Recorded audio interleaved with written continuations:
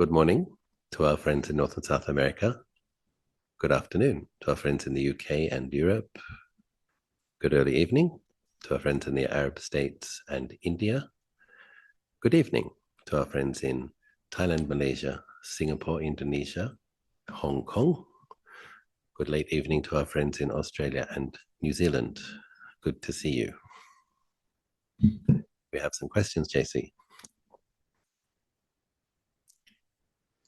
Question 1, dear Ajahn. My question is regarding meditation and the practice of concentrating on the breath, which leads to samādhi. As we know, the Blessed One trained under Alala Kalama, but realized that such concentration was temporary and not the path to liberation. He emphasized the need to awaken prajna wisdom. Therefore, if one is focusing on a fixed object, how does one cultivate and awaken prajna?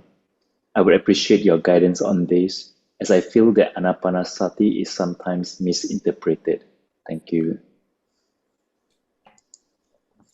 So as a bodhisattva, before Buddhahood, the Prince Siddhartha, who had left the palace, trained with two of the best, probably the best samadhi practitioners in the Indian subcontinent of the day. And they taught him the first one taught him the 7th jhāna, and the next one taught him the 8th jhāna. So these are the arupa jhanas, subtle jhanas. So one is what are they? We have the infinite base of space, infinite base of consciousness, the infinite base of nothingness, and then neither perception or non-perception. So the subtle arupa jhanas are incredibly subtle, bright, boundless qualities. If the mind is absorbed in that, it's not possible to contemplate the three characteristics, the impermanence or the dukkha, is extremely pleasant as well. So that's why the Bodhisattva understood that it's not leading onwards. It's a wholesome abiding, is a place for the mind to rest. It's very illustrious, but it doesn't lead to liberation in and of itself. The difference between an object like that and the object of breath, for example, breath meditation can be used in several ways. When you're using the breath and you're intending to calm the mind with it, you're just kind of relaxing into knowing the feeling of the breath and with the intention of calming the mind. That's one way to approach the breath. Keep giving the attention, keep giving the interest. Other things impinge, know them, drop them, keep giving the interest to the breath. It can become very peaceful, can lead to jhāna also. But there are other ways to contemplate the breath as well. So every single breath has an arising, a staying for some time, and a ceasing, a space between it. The space between has an arising, staying for some time, and ceasing. The out-breath has an arising, staying for some time, and ceasing. So if we want to, we can decide to notice the impermanent characteristic of the breath. Instead of just using it as a calming method, we can be aware of the nature of the breath, that it arises, stays for some time, and ceases. Every single breath. And there's various ways that one can contemplate in conjunction with the breath. Ajahn often says, if you breathe in and you don't breathe out again, you will die. If you breathe out and you don't breathe in again, you will die. There's certain ways that you can contemplate while you're doing the breath. The other thing is, if you observe the breath, for example, in the chest area, that mindful awareness, you're giving the interest to knowing the feelings of the breath, but the nature of mindful awareness is that it knows things, is aware of things. So the feelings that are in the chest area, if there is a hindrance present, there will be feelings. And as you're giving the interest to knowing the feelings of the breath, you will notice a feeling associated with anger, moving around in the body, so in the heart area, so hot feelings, contraction. Or if it's craving, you might notice a different type of heat, some dizziness in the head. So you're trying to give the interest to knowing the breath, but there's all sorts of other phenomenon around it as well. And one can, I often do that, just set the intention to be aware of the way the feelings change. So the hindrances in the mind, they change. You might come down and sit, and there might be some irritation, so you do some loving kindness meditation in conjunction with the breath. Breathing in, may I be well, breathing out, may I be happy. Then the irritation falls away. You might have a pleasant meditation, might meditate, have a peaceful period of 20 minutes, and then a lustful thought might arise. And then there are different feelings there. And so if we, observing the breath in the chest area, it also helps us to be aware of mind objects as they arise very quickly. And so it's a very, Lord Buddha did say that breath meditation is the crown jewel of all the meditations. Just with breath meditation, you can actually liberate the mind. So it's a wonderful, truly wonderful, it's my main practice, truly wonderful practice. Can be used in many ways.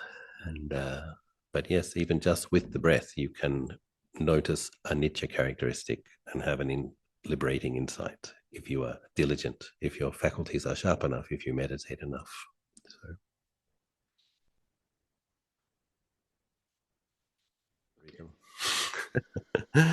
Dear Ajahn Achalo, according to the Abhidhamma, there are people with 3 roots and people with 2 roots, dvihetuka patisandhi and the dvihetuka patisandhi. The dvihetuka patisandhi, people with 2 roots, it is said, are fated in this life not to be able to attain jhāna and wisdom. No matter how much effort they put in, as their resultant karma in this life does not come with a wisdom faculty. They need to wait for at least next life. What are your comments and thoughts regarding this statement? Thank you, Ajahn. So I have a few comments. For myself, when I understand that the Buddha taught the Devas the Abhidhamma in heaven, when he was teaching his mother, the reincarnation of his mother, for myself, I don't have the thought that I should study what the Buddha taught the Devas, because it's kind of like a context thing. He was teaching people with subtle faculties. He was teaching people with very bright minds, and he was teaching them refined dhammas. So for myself, as much as I respect all of the baskets of the canon, I don't really quite understand why people study Abhidhamma.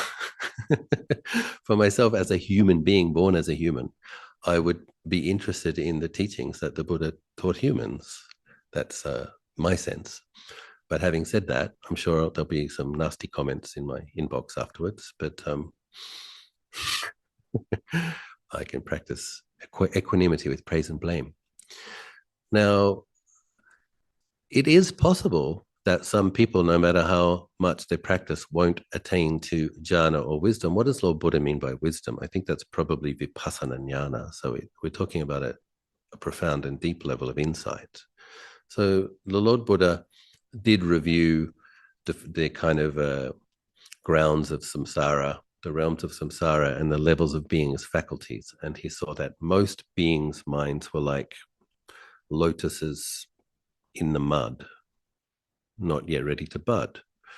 So a being like that, it's probably true and accurate to say that being does not yet have the requisite merit. They haven't accumulated enough merit. Their mind is affected by too much darkness that if they practice, they probably would not attain to jhāna samādhi or vipassana insights. It's probably quite true. But the thing is, that kind of person, in my experience, wouldn't even be interested in meditating or listening to Dhamma. So if a person is interested in meditating and listening to Dhamma, that person is probably one of the lotuses higher up in the clear water, which is getting ready to blossom. And then there are those who have good parami, good accumulated virtue, who are already above the water, already started to blossoming, just need to do a bit more practice for things to fully blossom.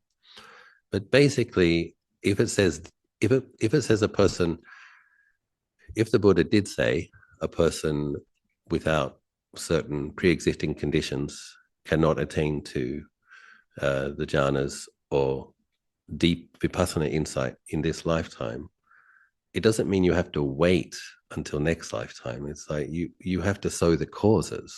So if you want jhana samadhi, or if you want insight, you have to start with kanika samadhi, and you have to start with wise contemplation.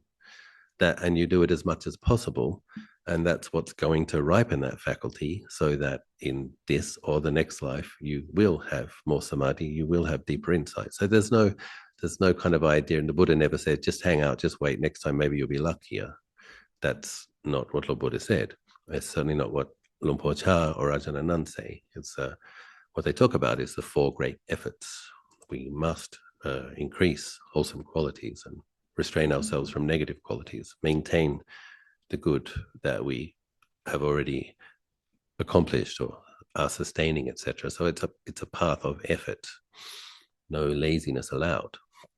And so if you want samadhi, to meditate a lot, and if you don't get jhana samadhi, this is something I like to, I guess it's good to mention in this day and age, one monk, senior monk, did ask Ajahn Achalo, was it necessary to have jhana to attain sotapanna? Now that's an interesting question. I'm sure many people are interested to know what he said. He said it's not necessary. He said, but you would need upajjhara samadhi consistently and frequently, so that when you could sustain a wise contemplation on a subject that would lead the mind to having that insight. After the mind attained to stream entry, then that practitioner would likely have jhana, because there's much less ignorance in their mind and much stronger faith. So according to the experience of the living practice tradition, and one of the masters living in that tradition, he is saying, according to his understanding, that if a person who doesn't have jhana is very diligent with their upajjhara samadhi and their wise contemplation, oftentimes contemplation of the nature of the body, elements, etc., a person can attain deep insight and then attain the samadhi after that.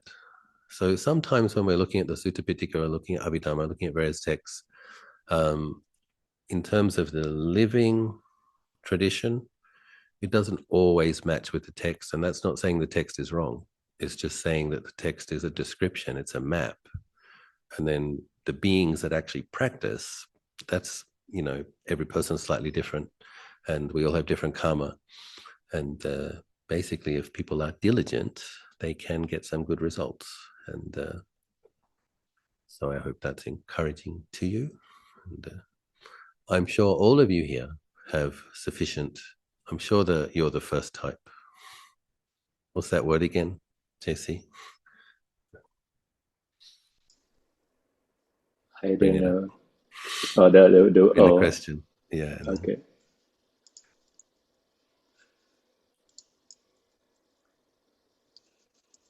Yes, you must be the dvihetuka patisandhi. Beings with three characteristics, three good roots. Yes. Thank you, Ajahn. And one of the things Ajahn Achalo also says with some frequency is, people ask him, do I have enough merit to become a Sotapanna this lifetime? People like to ask that. And because these great practitioners can sometimes see that, they can see the probability. And Ajahn always says, yes. Whatever, no matter what he says, he always says, it's possible, he says. So it's possible if you practice from the moment you woke up, and you practice all day, and you practice till you slept, and then you wake up, and it's possible if you are extremely diligent. Is it probable? Well, that's a different question. But it's possible. And Ajah's answer is suggesting that if we practice a lot, yes, anything's possible. And what he does say is, even if you don't attain stream entry this lifetime, the amount of practice you do is literally bringing Nibbāna closer and reducing your number of rebirths. So no effort is wasted, even if you don't get the big insight this lifetime. you're going to get the great samadhi this lifetime. You get some samadhi, you get some insight, and you build on that, and that is what destroys the kilesas and liberates the mind. So that's what we do. Sadhu. Thank you. Okay. Yeah. Question 3, Rajan, could you please ask Ajahn Achalo, why do some people born in autism spectrum or other neurodiversity spectrums such as ADHD? What kind of karma was sufficient to manifest in such condition? Thank you so much. I really appreciate your help.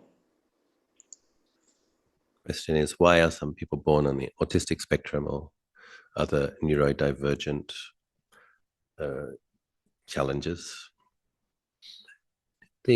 From what I understand, in terms of like having challenged mental faculties and being born, I think it's related to intoxication in past lives. So one of the reasons Lord Buddha encourages us to keep the 5 precepts strictly, including not taking intoxicating drinks and drugs that lead to heedlessness, is that the karmic consequence of dulling your faculties or weakening your mindfulness is you get born with less sharp faculties or with challenged faculties. So that's a likely cause.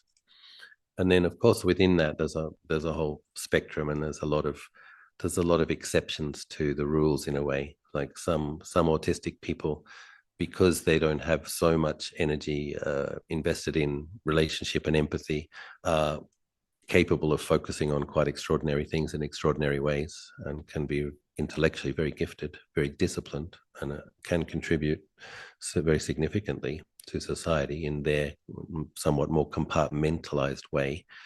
And similarly, people with a lot of people don't realize this, that people on the ADHD spectrum, that a lot of those people are actually capable of periods of hyperfocus if it's about something that they like.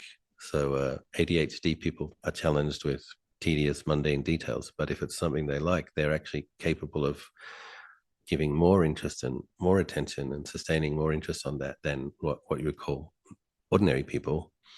And so that's related to the neurotransmitters and the way the serotonin is picked up, etc. It's like if they're really into something and the serotonin really starts bumping and they're really into it, they can.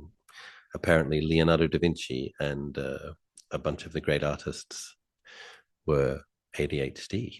So when they're in a period of hyperfocus, they did extraordinary things. And yes, they were challenged with finishing their projects, but when they were into it, they were really into it.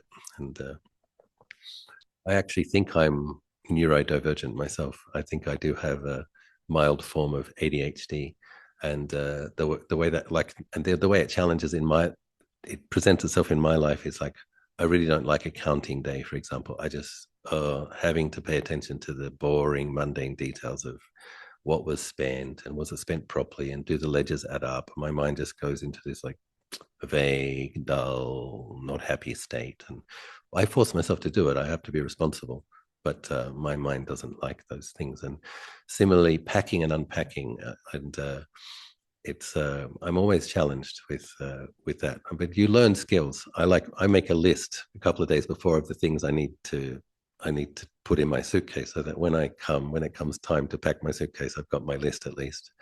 But I start doing it, and after 5 minutes, oh God, I want to go and do something else. And it's like, and sometimes you have to. The way a person who has some of these challenges works with it is like the fact that the car is coming and the plane is going to take off is what motivates you to get around to doing it. It's like people often ask me, "Are you packed yet?" I'm like, "Don't be ridiculous." Of course, I'm not packed. And one of the reasons I have to make lists of what I need to put in my suitcase is because one of the lovely junior monks will come and, "Can I help you pack?" And then we start talking and I get distracted and then I forget something. So I need to check my list. Okay, is everything on my list in my suitcase? And sometimes I come back and I pick up my abbot's duties. I do my meditation. I lead chanting, I receive guests, I check the work project, but my suitcase can often remain somewhat unpacked on the floor in my bedroom for some time. until I have to be in the mood to unpack, and sometimes that mood can take many days. But what's so I mindfully step over my unpacked suitcase, and but yeah, everybody is different, and I think there is often potential for gifts with people who have these challenges. You know, it's obviously if people are really extreme on the spectrum, that makes it harder. But if people have a mild form, sometimes it brings different gifts. What's interesting about the hyper focus is I can see that's really true. Like if I'm into something, I sometimes 16 years into a building monastery project, sometimes I wander around my own monastery and I'm kind of, I don't even know how I managed to liaise and coordinate so many things. Like somehow there is a forest there, somehow there is a chedi there are all these kutis are there, there's a lovely dhamma hall, there's a meditation hall. It's like, and I really did liaise and coordinate all that. And the truth is I did it in inspired and determined spurts, and then I put it down and don't want to think about it again. It's like so it's like for that period of time I was into forest and forestry. After that I never thought about it again, other than, you know, having to get the grass cut or and so yeah, it's interesting. Similarly with the periods in India, I can go and meditate for 10 hours a day for a month or a month and a half in a period of hyper focus, and enjoy that. So it's not that people with ADHD don't have any focus, it's just that they would prefer to focus on the things they like intensely, and really don't want to focus on the things they don't. But I suppose that's normal for most people to some degree. So anyway, I've outed myself as being neurodivergent. There you go.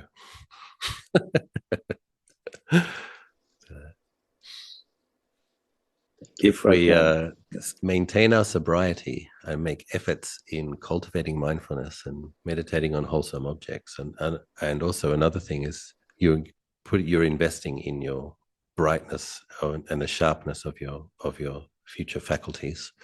The other thing is to what you're doing now, come and ask questions to somebody who's studied and has some wisdom, and giving ear, asking wise questions, listening to wise people. This apparently is directly related to the level of intelligence you will have in your next life. So just a few hints about you're on track anyway. Just keep doing it, and you'll be very smart and very beautiful and very peaceful and very wise, and then you'll get enlightened. So. Sadhu.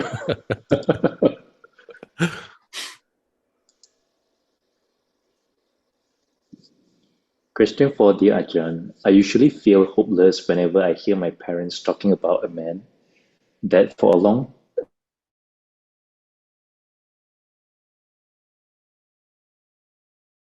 but that man has stolen from others, and in a corrupted country like mine, Bolivia, by lying once had my mother put into prison. I feel hopeless not seeing either the local law nor the law of karma acting against this man. My question is if seeking justice by local law enforcement or wishing that the law of karma acts over him goes against the right thought, right intention principles, abhayapada non-hate and avihimsa non-violence, as has been suggested by some monastic. Yes. So compassion for the suffering of the situation.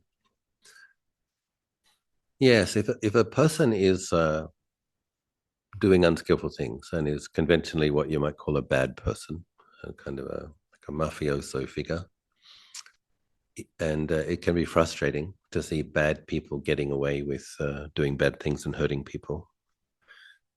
And sometimes we wonder why doesn't their karma ripen?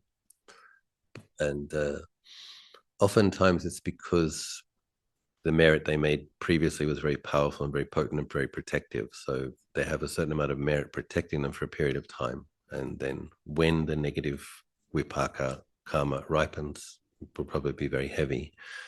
But to actually wish that a person's karma would ripen so that they would be punished or they would be harmed, that is an unskillful thought. It's ill will. So when we cultivate loving kindness, we try to cultivate it eventually for all beings. And so even the bad people, we wish them well. if we have compassion and we understand the nature of, if we really have compassion and we have mindfulness and wisdom, we understand that the more a person's mind is oppressed by negative qualities and acting on those negative qualities, we understand that in that moment, that person is suffering. And oftentimes we're looking at it superficially. We see what we think is an innocent person and what we think is a bad person. The innocent person's being harmed. And so in our mind, the kind of normal habit of the mind likes a simplistic story, a good guy, a bad guy. And it's never that simple. So if we understand the law of karma, the person that appears to be innocent has done similar unskillful things in the past. That's why the unskillful thing is ripening in their life now. So are we going to go and be angry about the things they did in the past? It's like, it's like, no, now that they appear to be the vulnerable one that's being hurt, we have sympathy, we have compassion. We have to look at it more broadly. The unskillful person doing the painful things in that moment has kilesas oppressing their heart. They're in pain, whether they're mindful of that or not. And the karma that they're making is going to result in painful consequences. So they're in pain now and their pain will increase in the future. So if we have compassion, we care for the person. And I once was attending the Dalai Lama's teachings, and he said that for people whose minds are very oppressed by negative qualities, then he would see that as like someone needing intensive care, like needing extra special care and treatment quickly, that he has more compassion for fast and quick concern for those beings because they're suffering even more. So if we understand that, and if we have compassion, that's where it's balanced with equanimity. We need to have a large factor in whether we have equanimity as wisdom coming from understanding conventional reality, the aspect of conventional reality being karma, like beings fare according to their karma. And this person is not completely innocent. That person is not completely guilty. They're caught in a matrix of cause and effect and kilesa and ignorance. And we actually have to have compassion for both of them. So the karma will come. And what we have to hope is that the person may become a good person before that, because the potential is always there with a human being, even a bad one, that they can become a good person. And there's some interesting examples. I mean, King Asoka is an interesting example. I mean, having his armies invade kingdom after kingdom during that time. And one in his last war that he waged, when he was wandering around and seeing all the moaning half-dead bodies and the crying widows and the blood, they say the river ran red with blood. That was the thing, that just the horribleness of it. Like, he'd been intoxicated with getting the power, getting one big unified kingdom and wielding power over it. But when he had accomplished that and he saw just the miserableness of it, it kind of reoriented his mind. He suddenly became a person with empathy and compassion and concern. And later in his life, he had sent Buddhist missionaries in all directions and was largely responsible for helping establish Buddhism in Burma, Sri Lanka, Thailand, China, and accomplished extraordinary things. So it's just an example of what was a really bad person becoming a really amazing person. And I think he even had like social welfare, free hospitals, all sorts of things. Edicts were put up all around his kingdoms about skillful ways to live. Like once he studied and learned about right livelihood and skillful behavior, he promoted it in all directions. So it's just an interesting example to remember that some people who were very bad became very, very good and accomplished some of the things that King Asoka accomplished. We're still benefiting from today, 2 millennia later. So it's an interesting example. So it's understandable, particularly if somebody's making your own mother's life more difficult, it's understandable as a child to feel very frustrated. Yeah, fair enough. But any kind of ill will wishing harm upon a person. So if you're wishing a person's negative karmas ripen so that they die quickly or get put in jail, it is wishing pain upon that person. It isn't skillful. Understandable, but not skillful. So. Thank you, Prajan. I get caught in it myself. It's one of the reasons, like, not to watch too much news. You get angry at certain politicians or certain. It's not. Keep it to a minimum, and then we have to remind ourselves, like, yeah. I won't tell you. I won't tell you some of my unskillful thoughts. You'll lose faith, but I don't act on them, and I tell myself to not think like that, and I redirect my thoughts to thoughts of loving kindness. Sadhu. Question 5, dear Ajahn. What do you think of Sahaja Yoga, meditation, and Shri Mataji? I like her. She is so sincere and kind. To me, it is real as it changed my course of path. Good things happen. Thank you. Is that the mother? Is that from India? I think. Yeah, the lady that hugs people. I think she does. No, different one. I don't know who this person is, but if you've met a spiritual person who has beautiful qualities and recollecting their good qualities gives joy to your mind, that's okay. It's a good thing. The particular thing about the Buddha and the Buddha's teachings is that they lead to heaven and beyond. So good people in other religions, practicing other religions, they can encourage you to think skillfully, do good things, and that will lead to a heavenly rebirth. The Buddha's teachings will lead to heavenly rebirth and Nibbāna. So that's the particular. The important thing to remember is that Buddhas don't come around very often.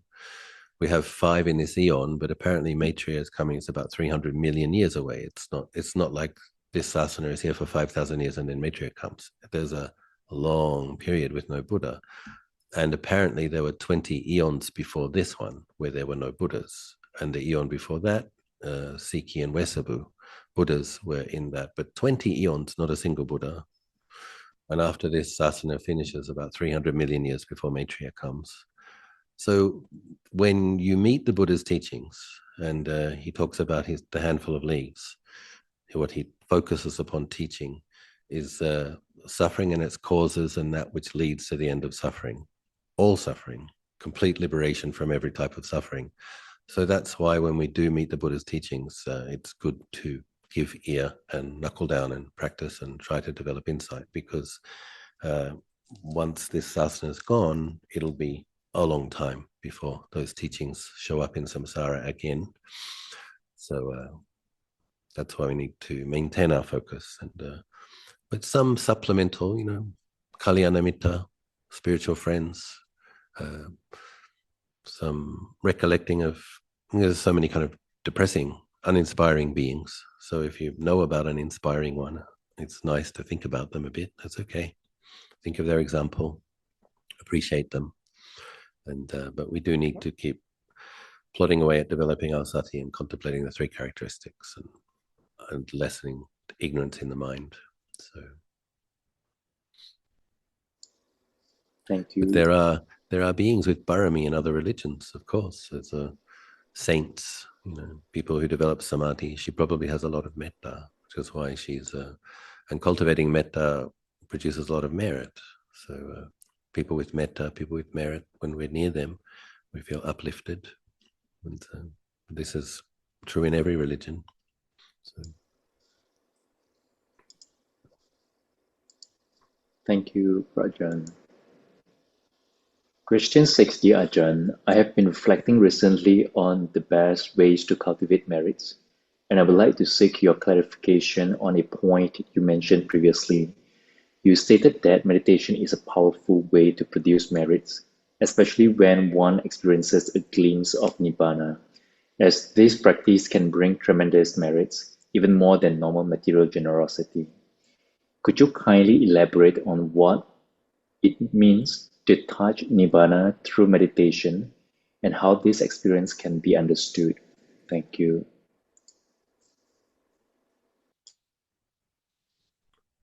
So Lord Buddha explains that the different ways of producing merit, the giving of physical things produces a certain type of merit. The offering of forgiveness and not holding grudges produces an even more potent type of merit, apparently. The offering of fearlessness to other beings. And then there's the merit that comes from bhavana, mental cultivation. It's a superior type of merit. So that's from the Buddha himself. In terms of the highest type of merit is to have a deep insight into anicca. And I think metta is, before that is metta, the cultivation of metta, loving kindness, boundlessly, produces huge amounts of merit. But then an actual insight into impermanence, deep insight into impermanence produces the most merit. And, then if people have insights, vipassana jnana, the experience of seeing one of those three characteristics, and then the experience of letting go in the mind, and the mind experiences a deeper quality of peace, even more deep than samādhi, of letting go of ignorance, letting go of grasping. The Ajahn describes as temporary liberations, tatanga vimutti. That produces a profound merit, but it's the insight comes before that. And the insight into one of the three characteristics comes before the experiencing the mind not shackled by habitual grasping and ignorance. So yes, that produces merit, but we it's not the kind of thing we can just get up in the morning and wake up and decide I'm going to do that today. It's the kind of thing we don't know when a big insight is coming. We just have to be consistent with our practice and lay the causes. And then it's, in my experience, most often it's during a period of intensive practice. I'm much more likely for myself, even I've been a monk for 30 years, including my time as a novice, if it's more likely that I will have an experience of insight, an experience of deeper samādhi, an experience of letting go, if I'm meditating 8 or 9 hours a day for more than 10 days. That's just seems to be the amount of effort is related to the likelihood of the results. And many people find that it's in intensive meditation retreats that they're more likely to have insights and letting go. So it's actually not really a concept. It's not something that you can think yourself into experiencing. It's what you have to do is you have to cultivate so much mindfulness, truth discerning awareness, so that you're not feeding ignorance, so that the ignorance falls away from the mind for a period of time. And then you see what a mind not affected by ignorance is like. But all we can do is sow those causes. And then you will have the experiences, and it will produce vast merits.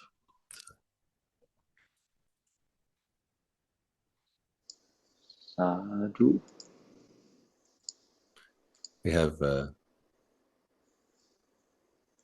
okay, yeah, that was part 2 of the same question. Yep, right. Yep, okay. Question 7, dear Ajahn, given the potentially long and arduous journey to liberation, what motivation and positive aspiration can we hold onto to sustain us along the path? Yes, during the potentially long and arduous journey. So I heard if you hold on to your thumbs really tight and grit your teeth. No, I'm joking. Potentially long and arduous journey. What can we recollect to? Well, what I said before, what Ajahn Achalo said, that whatever practice you do in the cultivation of the Eightfold Path, Nibbāna is coming closer. So not one single step is wasted, and every single step brings you closer. So I think that's just it's just a healthy perspective to have. It's like however much practice I can do, the goal and the eventual liberation of this being's mind is coming closer. And then the anusatis do play an important role. So samatha practices, recollecting wholesome subjects that give joy to the mind. So it's thinking about the Buddha, what he accomplished, what he taught, what it must be like to have a liberated mind, and just feeling happy for him, feeling joy, appreciating it. So we've got things we can do which nourish our mind. We just have to train ourselves to do it. Think of your favorite teaching of the Buddha. Why is it your favorite? What is wonderful about it? How did it help you? Which teaching really helped you? And then feel grateful. Just kind of, what was that teaching? How did it help me? Feel the gratitude of that. And just think, yeah, I wouldn't have worked that out for myself. So it's like gratitude, love, respect, appreciation, appreciative consciousness. Appreciate the Buddha, appreciate his teachings. The Sangha members that you know who are an example of something noble or wholesome, inspiring in some way. Think of that particular practitioner and whatever quality they have that you really appreciate, and allow your mind to feel that appreciation and have the joy of the mudita, appreciative awareness, and recollect the good things that you've done with confidence. Chaganusati, recollecting how long you've been keeping precepts, recollecting how long you've been meditating, how much you've meditated, how many retreats you've done, how many katinas you've attended, how many donations you've made. It's actually skillful to recollect these things and feel joy about the good deeds you've done that will bring fruit, and feel happy and confident about that. So yeah, having a long-term optimistic view that Nibbāna is coming if you keep sowing the causes. No single step is wasted. Every one of them is precious and valuable. And then, yeah, metta, just kind of bathing your own mind in kindness and giving loving support to it to continue in the process. So there's many things we can do to brighten and gladden and nourish the mind. And I wish you every success in doing so.